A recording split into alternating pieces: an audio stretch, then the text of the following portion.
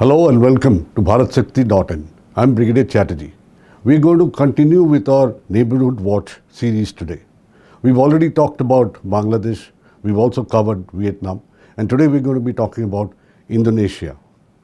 To carry us through this Indonesian discussion, I have with me Vice Admiral Anil Chawla.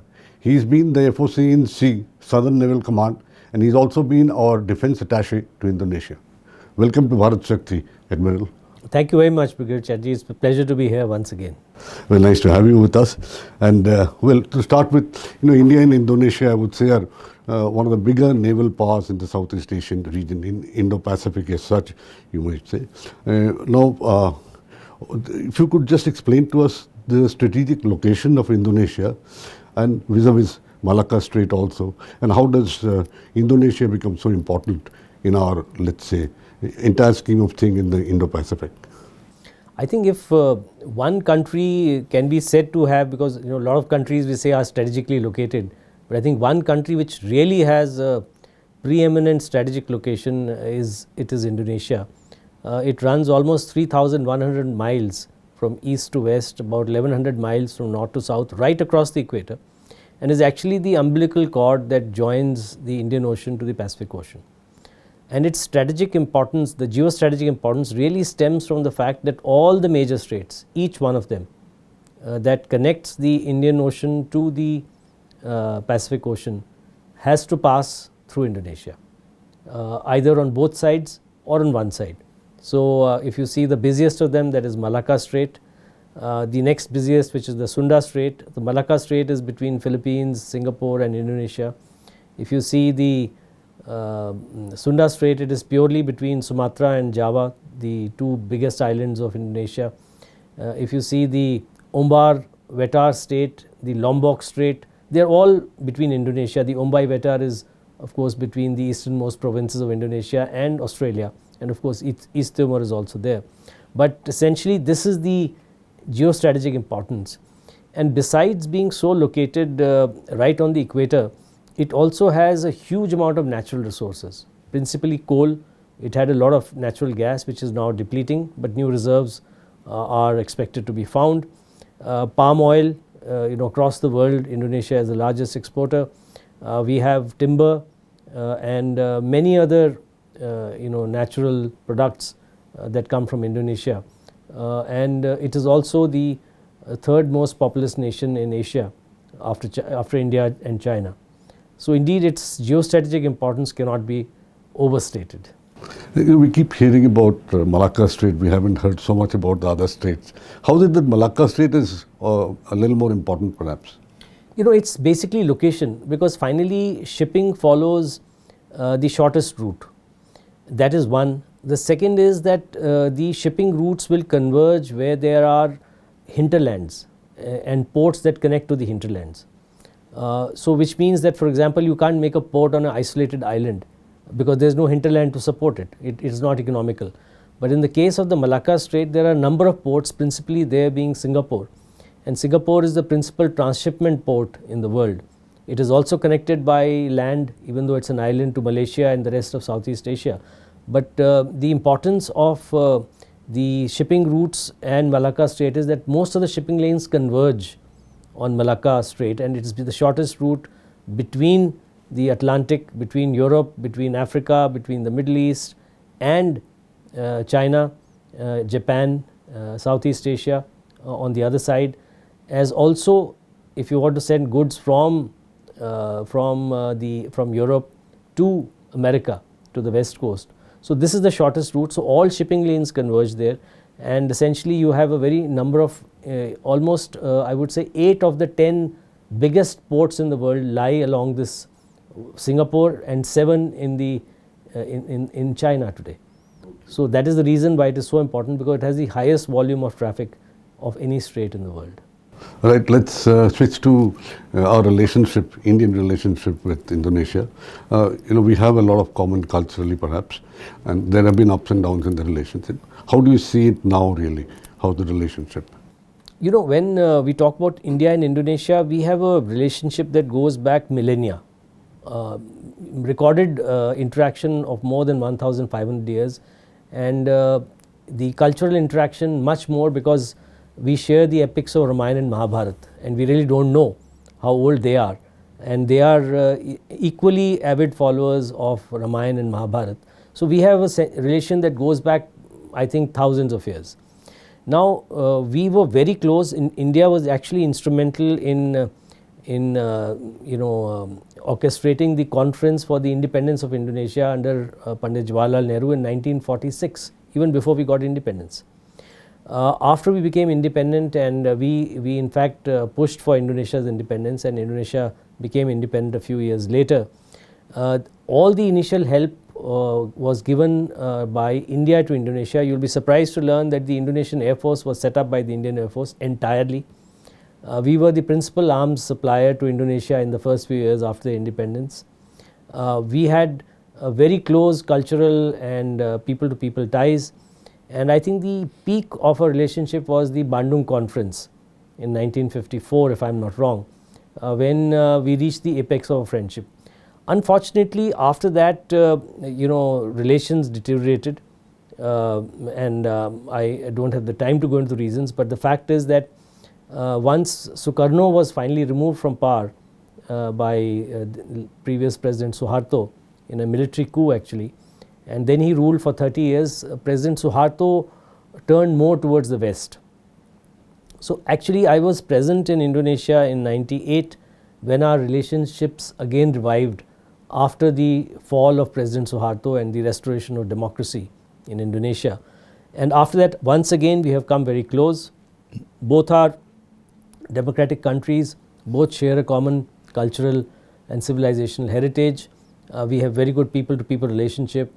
The business relationship is huge, it is growing, and I think there is so much in common between India and Indonesia that we are today very strong friends and allies in many ways. And there's a common thread for both the countries, and in fact common thread for the entire region, perhaps Southeast Asian region, and also South Asia region, I would say, and that's China. In fact, their 9-dash line, it gets into the EEZ of the Indonesians. So how do you see this threat really? You know, the Chinese 9-dash line, the southernmost part of it cuts into the exclusive economic zone of the Nuna Islands, which belong to Indonesia. Interestingly, China does not claim the islands, but like everything China does, it has just drawn an arbitrary arc without regard to the United Nations Convention on the Laws of the Sea. But of course they justify it by saying that they did it in 1948 before there was UNCLOS. Now, as per the Convention on the Law of the Sea, the exclusive economic zone is 200 nautical miles from the baseline of the country that has the land. And very clearly what Indonesia claims as its EEZ is absolutely correct. It is as per international law. And very clearly what the small part of that EEZ which China claims is patently incorrect. So this dispute has been simmering for a long time. It first came up in a big way in 97-98 when I was the defense attaché, when there were military exercises conducted by Indonesia, and they started building up the infrastructure on these islands, which were very remote from the mainland.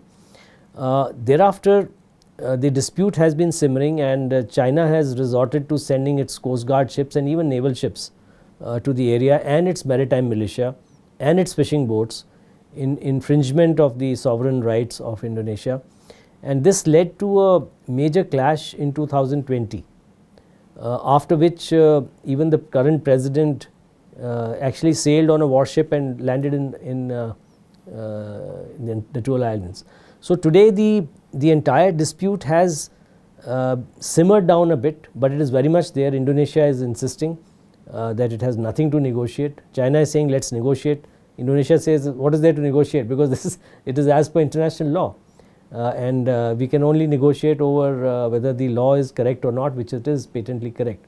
So the dispute remains, and Chinese ships, coast guard ships, even today remain on patrol in the disputed area. They keep disrupting the fishing. They have disrupted the oil exploration attempts by Indonesia, and therefore this is a dispute that I don't think is going to go away very soon, because China is not rescinding on its 9-dash line. Right.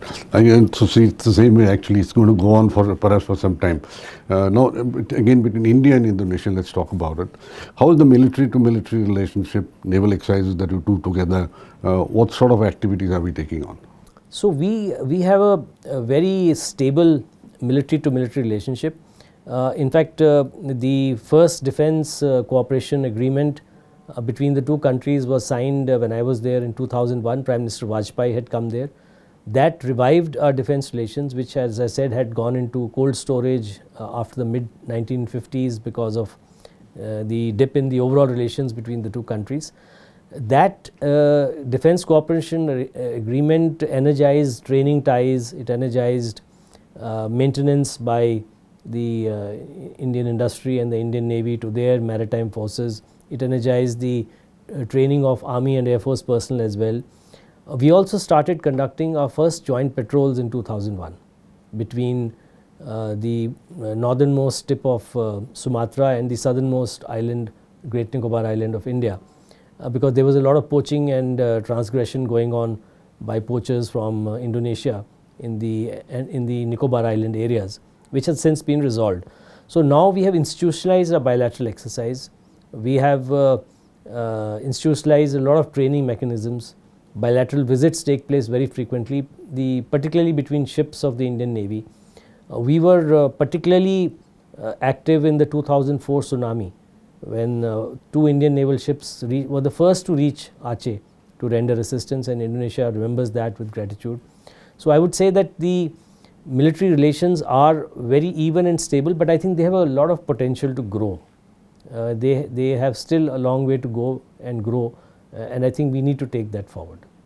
But anything in the Indo-Pacific will ultimately get down to the United States. How are their relations now with the United States? They've also had ups and downs earlier.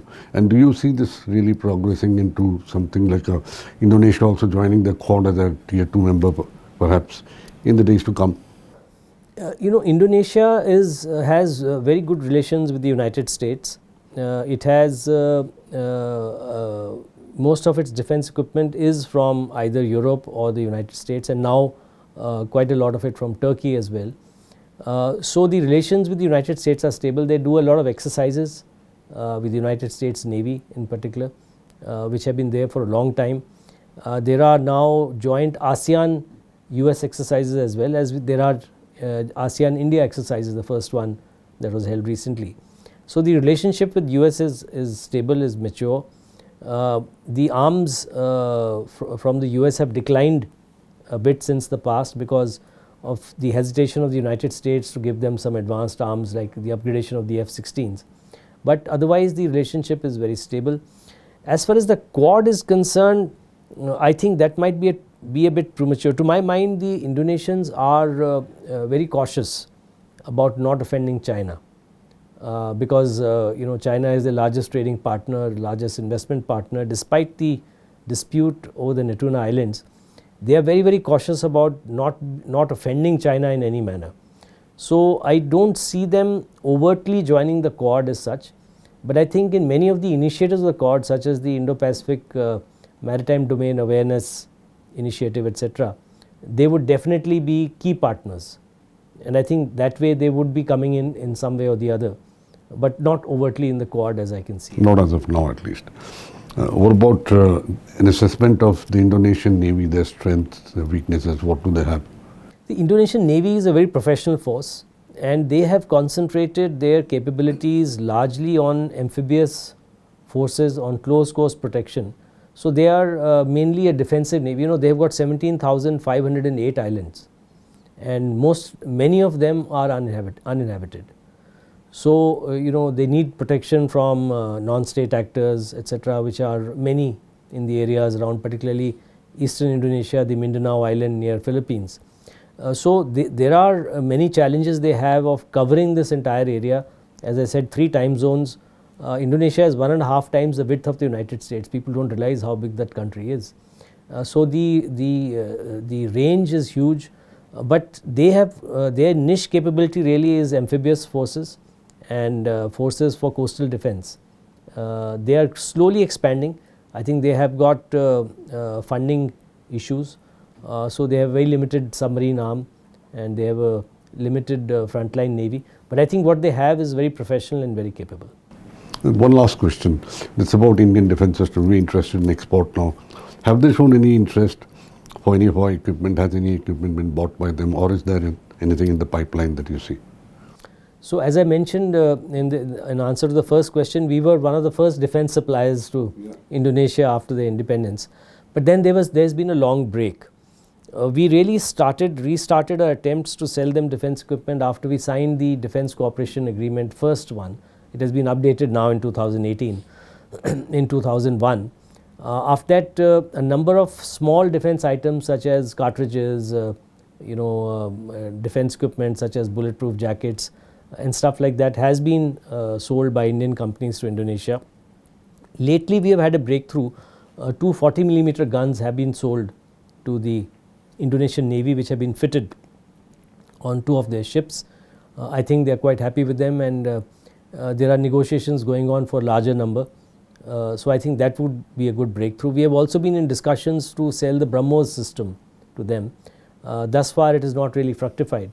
But again, as I said, there is a huge scope here for military to military cooperation, both in terms of joint operations and in terms of sales of defence equipment to Indonesia. Just an example, the C-295 aircraft, transport aircraft bought by the Indian Air Force recently from Spain, the AJT have all been operated also by Indonesia, or are being operated by them for many years now.